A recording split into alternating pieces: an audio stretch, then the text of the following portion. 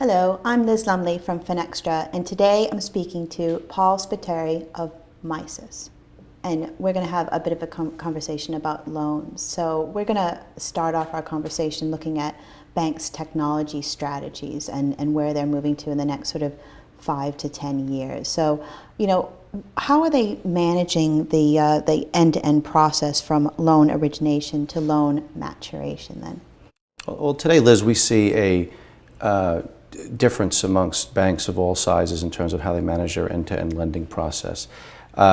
Today you have in some banks a fully integrated process, which is probably not the norm. What we find today is based on the size of a bank or the complexity of their loan book, they would have potentially a origination solution. Some of it could be vendor technology, could be in-house technology, and in some cases could be spreadsheets. And then they would have supporting loan servicing systems. Some banks would have one for all their loan types. Some will have several for each lending vertical that they participate in. But what we're finding is a lot of disparate systems across banks today to manage their end-to-end process. And some of the shift that we're finding is, and probably a lot of it based on the credit crunch of 2008 in North America, then clearly followed around the globe, or banks are re-looking at their entire lending process from the minute they speak to a potential borrower for funds to the point where that loan that they would agree to fund would mature. And I think that when banks look at their exposure and their risk and their profitability in a loan, it's important for them to have as much connectivity in their systems, have their operations streamlined, supported by technology, and we see a very big shift in banks looking more from end to end than looking at niche systems to handle everything from origination to, let's say, document creation, to covenant tracking, to loan servicing. And I think this trend will continue in North America and obviously throughout the world. I think here in North America, we've seen a lot of pressure from the regulators, and some banks are much more watched by the regulators than they were in the past. And when you think about the crisis of 2008, a lot of it stems from just maybe poor credit decisions. And if that can be stemmed at the origination process with proper technology and rules and workflow engines, banks will see their credits improve and then obviously flow that information through a servicing system that can then manage those loans and also manage the loans that, if they're not performing well, can also be treated and monitored carefully. Because we're also seeing a big trend in banks trying to get ahead of the game when some of their loan servicing assets may not be performing as well as they'd originally intended. So then, how do banks deal with system consolidation for all commercial loan products, or versus a singular niche system by vertical then? I think historically, Liz, a lot of banks, large or small, were looking for best-of-breed solutions. When you look at the commercial lending business, it really starts with a loan, but loans can take on different flavors, and some of that flavor could be driven by collateral, such as things like asset-based lending, commercial real estate, where loans are obviously securitized or are there to fund real estate projects.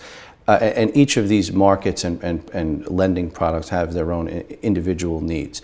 So over time, I think banks have looked at individual systems to manage that. But as cost constraints have come up and the risk of having too many systems, too much overhead infrastructure, and disparate information, banks around the world are looking at how could they bring all of this together onto one platform.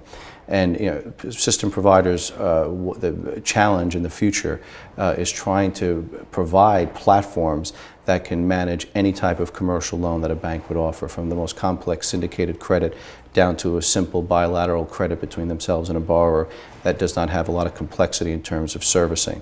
And I think the other thing that we see is a tremendous trend is the amount of integration that banks are looking to do. In years past, a bank would look at a platform for its ability to function. Mm-hmm. Today, that is step one. Where see step two is how can that platform integrate with all the other systems within a bank? Because banks are looking for information real time. They're looking for a flow of data from their servicing system to risk systems to other operational systems, and be able to really end-to-end process things across the board, and really starts with the origination process straight through the loan maturation process. So we're seeing a big push in this area, and I think it will continue as banks are just really kind of tightening down after, I think, a little bit of a wake-up call in 2008 and beyond. Mm-hmm. It does seem to be the age of the end of silos and Yes. the end of separate systems. Yeah. Some of the events that occurred and have happened around the world, I think you can use the term, some organizations were spooked by some of the events that occurred and not really having a grip on where information lied and their exposure at a given time to whether it was to a borrower or an institution for that matter. And I think what we're seeing is a real push from large banks and small and medium banks as well to limit the amount of systems and platforms that they have to manage their lending books and be able to really bring things to one place, and it mitigates risk, lowers costs, and drives efficiency, which are, you know, three pillars of any bank's operating model.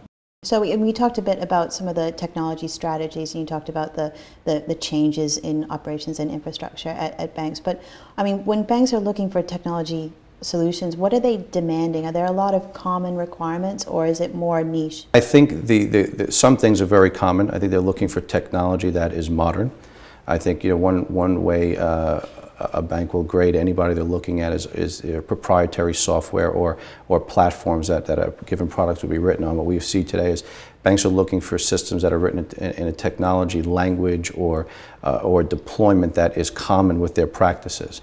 They're not looking for, you know, a specific solution that has a specific set of technology. So that has become very common. I think from a functional perspective, loans are a little bit different than a lot of other instruments like equities, where they kind of take a life of their own, and you know, credit officers can get a little bit creative.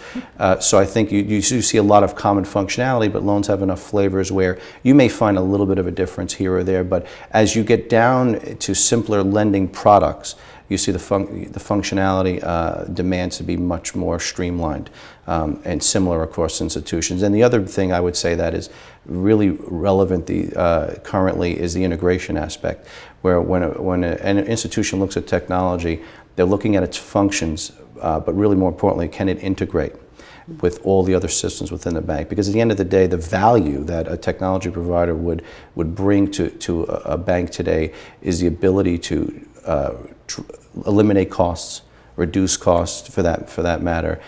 Can it drive revenue by allowing the bank to bring different products on or do more of a profitable product, as well as integrate with its other systems, which lowers risk, speeds up time for process, which ultimately keeps operating models efficient and low cost, and allows a bank to expand as well as to merge. Right? When banks merge, the quickest thing they look for is how do they bring systems and people together.